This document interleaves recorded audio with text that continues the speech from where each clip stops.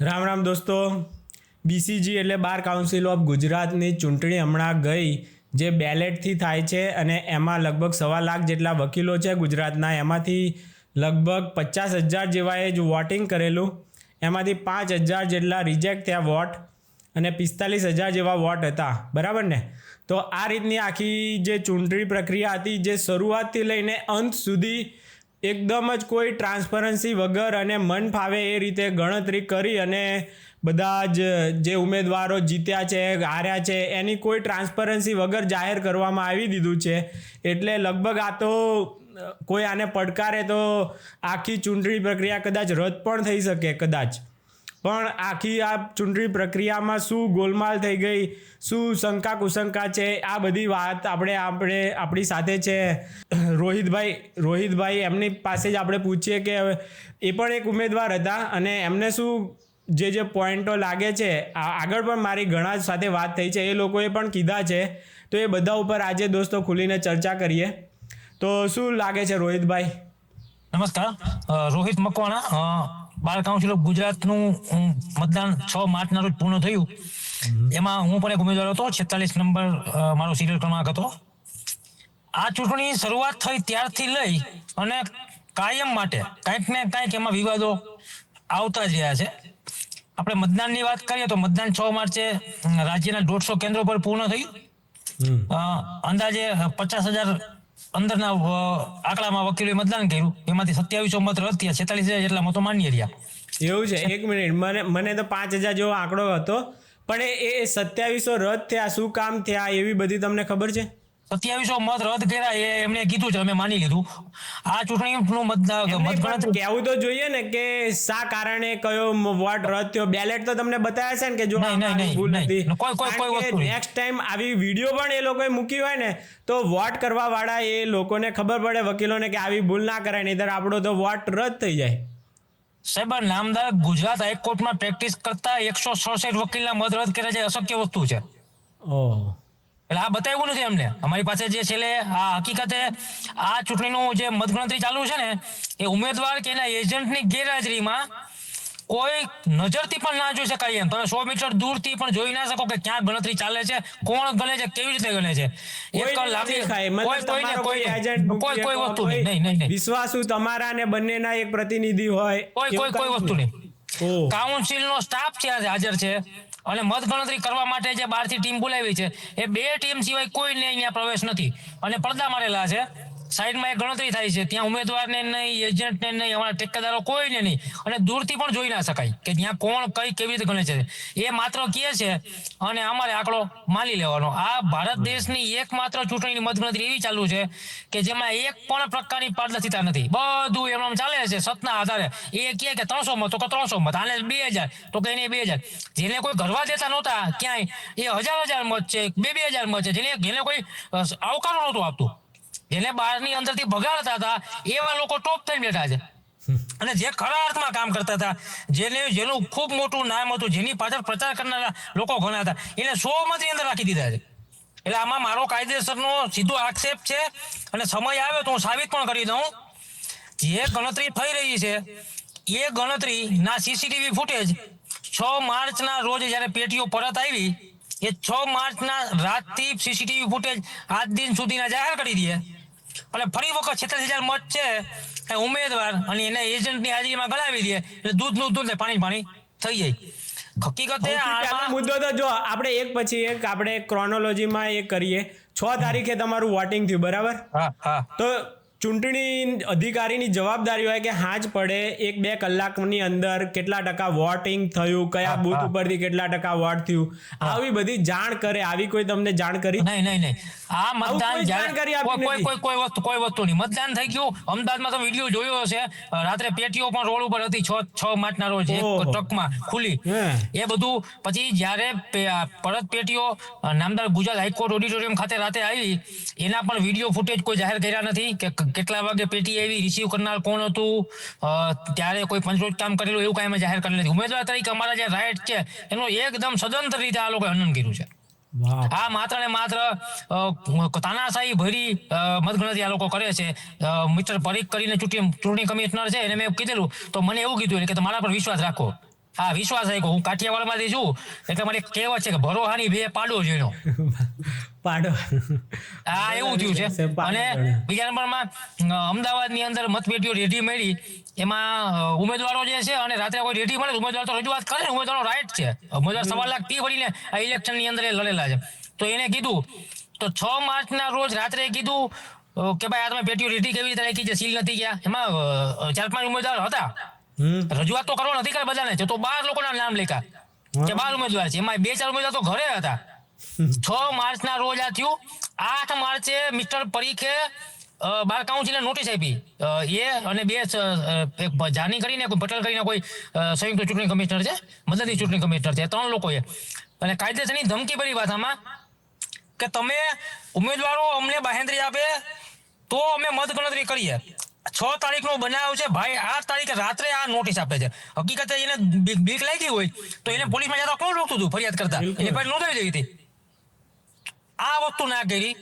8 તારીખે રાત્રે આપે છે. 9 તારીખે સવારે ગણતરી ચાલુ થવાની હતી તો સવારે 9 વાગે 9 તારીખે સવારે બાર કાઉન્સિલના સેક્રેટરી સિદ્ધિ ભાવસાર અમારા કેન્ડિડેટના વોટ્સએપ ગ્રુપમાં મેસેજ નાખે છે કે આજે ગણતરી નહીં થઈ શકે.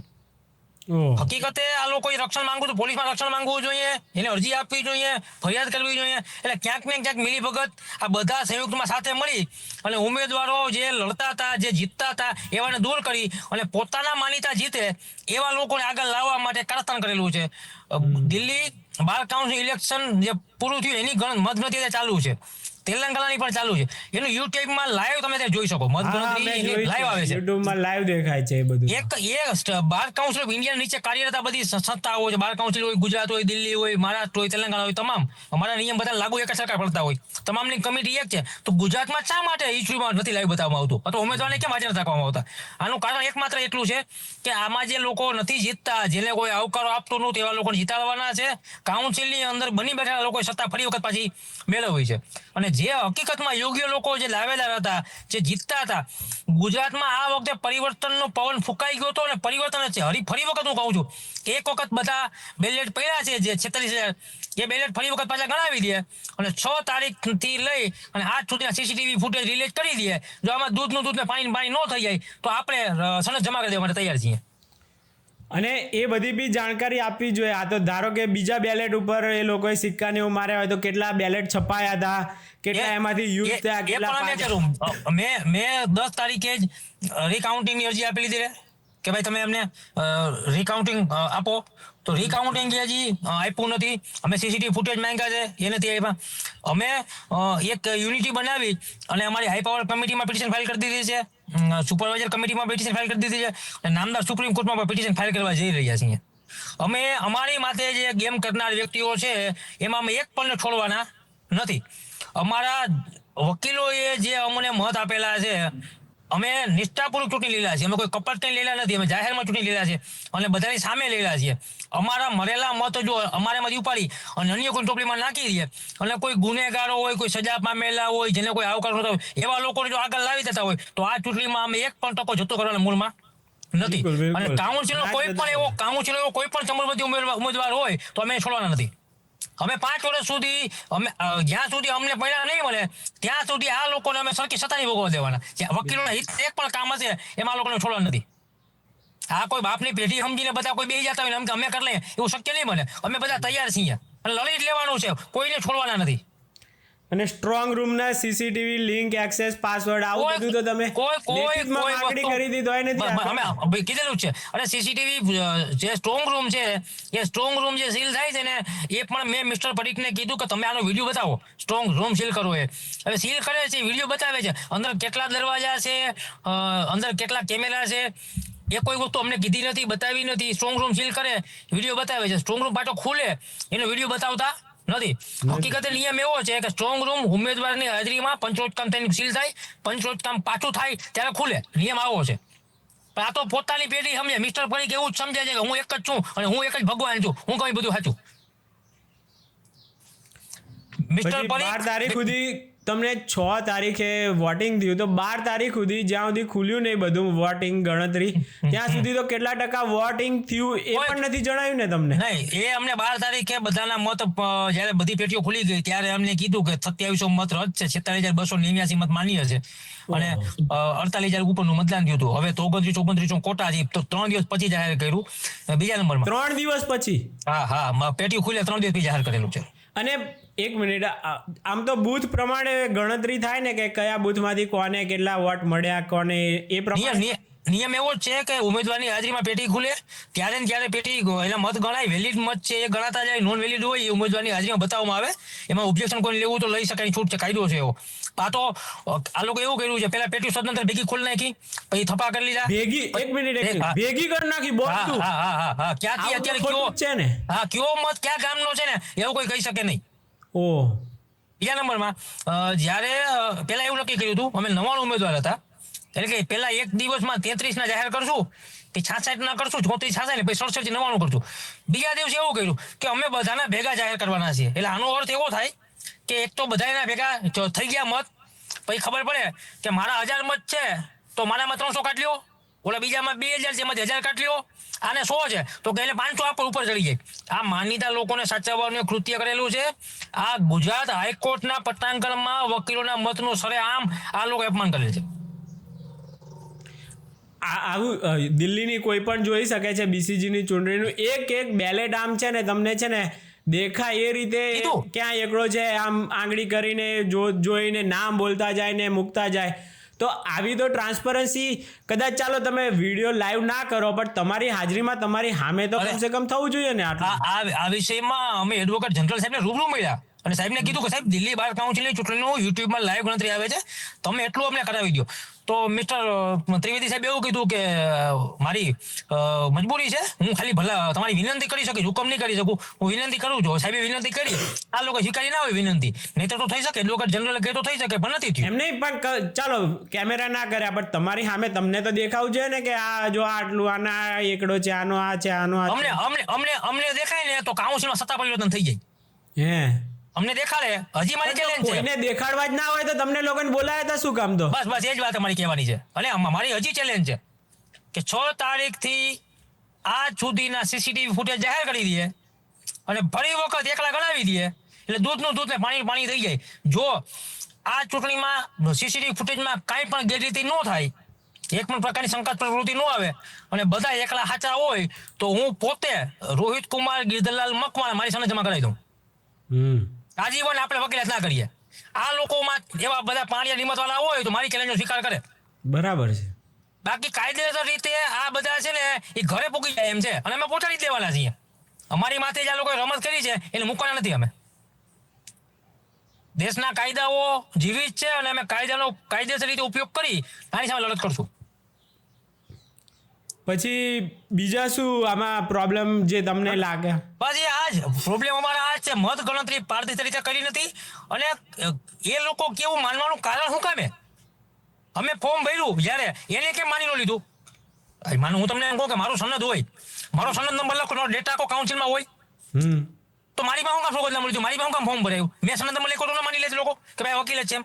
તો ત્યારે અમારી વાતમાં ન માન્યા, એની વાત તમે માની લો. હવે મને મિસ્ટર પડીકે કીધું કે તમે માની લ્યો, મેં તમે હું કામ માનવું પણ? બિલકુલ.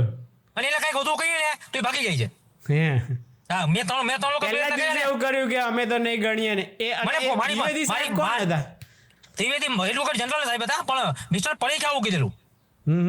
મિસ્ટર પડીકે મને કોલમાં એવું કીધેલું કારણ કે હું કાઉન્ટિંગ કરવાનો નથી અને જેને કરવું હોય એવું કરે, મને કીધેલું આવું. હે તો કાઉન્ટિંગ કોને કર્યું? એને પણ આ કેવું હતું, વકીલોને દબાવીને કરવું હતું જેથી ઉમેદવારો કોઈ બોલે નહીં. આ પહેલેથી પ્રી પ્લાનિંગ છે.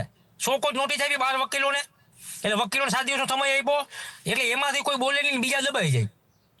આખે આખો ગેમ. સાહેબ વિચાર કરો, 6 તારીખે તમારી બનાવ બન્યો, તમે 8 તારીખ સુધી શું કરતા હતા? તમારો તમે રાતે બનાવ બન્યો, તમે ગભરાઈ ગયા હોય, 4-6 કલાક 8 કલાક તમે ના કરી શકો પણ તમે 7 તારીખે કરી શકો ને.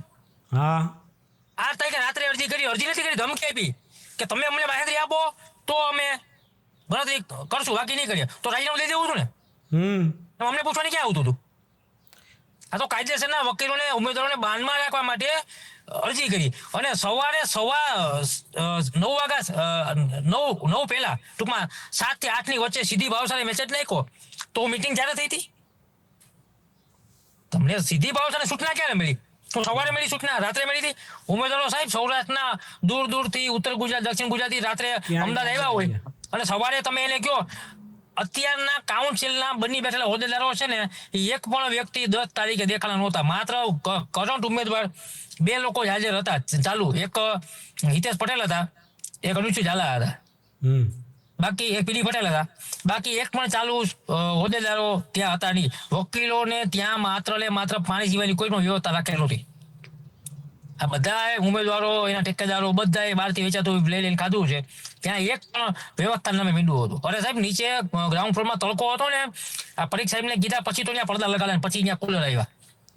અમદાવાદના ભયંકર તડકામાં વકીલો બહાર ખુલ્લા બેઠા હતા. એટલે વ્યવસ્થાની તો વાત જ પૂછોમાં. આ લોકોએ છે ને ચૂંટણીની અંદર વકીલોની પાળ પીટી નાખી, જેમ કહ્યું તો હાલે. એટલે વ્યવસ્થા એટલે જ ના આપી હોય, તમે કંટાળીને ઘરે વેલા વહી જાવ, બસ ઘરે વહી જાવ એમ. અને આ લોકોને આવું જ કરવું હતું. ગણતરી તો તમને કોઈને બતાવી જ નથી, તો તમે ગયા તો કઈ કામનું નતું. કદાચ ચાલો આવી અસગવડ હોય તો આપણે ભોગવી લઈએ, પણ જેના માટે આપણે ગયા છીએ એ વસ્તુ તો દેખાવી જોઈએ ને આપણને. નથી એવું કઈ થયેલું જ નથી. તો હવે શું આગળ તમે?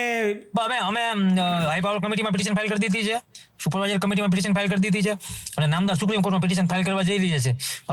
વિધિન કલાકોના ગાળામાં અમારી પિટિશન ફાઇલ થાય છે. અને અમે છોડવાના નથી, કોઈ પણ કાળે છોડવાનું નથી. અમે સત્તા ભોગવાની દેશું એને. અમારી વિરુદ્ધમાં જે ખોટું કર્યું છે, જ્યાં સુધી અમને સંતોષ નહીં થાય ત્યાં સુધી અમે સત્તા નહીં ભોગવવા દઈએ લોકોને. કોઈ પણ આવશે અમે લડશું. અમારે કાયદાની મર્યાદામાં લડવું છે, એવું નથી કે કાટલા પકડવા છે. કાયદાની મર્યાદામાં રહીને લડવું છે. બરાબર, લડવું જોઈએ. અને કમસે કમ સુધારો તો આવે. હવે પછી નેક્સ્ટ વખત આવું તો નહીં ચાલે સાહેબ. અમે ગુજરાતની અંદર ટોટલ 99 ઉમેદવાર હતા, એમાંથી અમે 6 જુનિયર હતા. 6 જુનિયર એટલે અમારી 10 વર્ષથી નીચેની પ્રેક્ટિસ હોય ને એવા અમે 6 લોકો હતા. એક હું પોતે, એક અમારા સૌરાષ્ટ્રમાંથી મીના ભાયાણી, ભૂમિકા પટેલ, જયદીપ પાંચોટિયા. અમે 4 સૌરાષ્ટ્રના, 2 ગુજરાતમાંથી, મીનાક્ષી દવે અને દર્શન વેગડ. આ 6 સાહેબ ગુજરાતના 25,000 વકીલો છે જુનિયર વકીલો. આ ચૂંટણીમાં 25,000 મતદાન કરવાના હતા, એમાંથી 15-17 હજાર મતદાન કર્યું છે. તો સાહેબ મને મત ન મળે, પણ અમારી હાથના 6 જુનિયર તો મત મળે જ ને. અમારા જુનિયરના બધાના મત તમે ગણો ને, અમારા બધાના જુનિયરના મત તમને 1,000-1,500 બાંધી દીધા. એકની કેપેસિટી અમારી એટલી છે. મારી પાસે હું 300 કરતા વધુ લોકોના સોગંદનામા કરાવી દઉં, મને મત આપ્યા એવા. 300 કરતા વધુ લોકોના હું સોગંદનામા કરીને રજૂ કરાવી દઉં કે આ લોકો મને મત આપ્યો. સોગંદ પણ ક્યારે કરાવી દઉં. મને મત આપ્યા કેટલા? 196. શું કામે? કે હું જેની સામે લડું છું એ આવે છે, એટલે એને અપ લેવા માટે મારા મત કાપ્યા. એને કોઈ બોલાવતું નથી. 2,000 મત, 1,000 મત. જેને એને ખુદને ભરોસો નથી.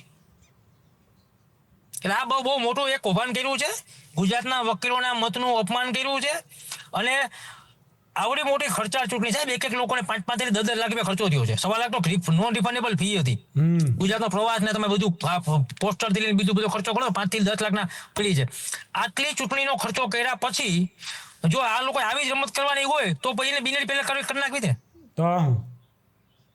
એટલે આ એક બહુ મોટું કૌભાંડ થયું છે. હું મારી મીડિયાના મિત્રોને આ વિડીયોના માધ્યમથી વિનંતી છે કે મીડિયામાં પ્રવેશે અને હકીકત જે ખેલ કરનાર વ્યક્તિને ઉગાડા પાડે. અમે તમારી સાથે જે વસ્તુ જોઈએ અમે વસ્તુ આપવા તૈયાર છીએ. અમે કોઈ પિક્ચર કરવાના મૂળમાં નથી. સંતોષકારક તમને જવાબ તો મળવા જ જોઈએ ને, જે પણ હોય ટ્રાન્સપરન્સી હોવી જોઈએ.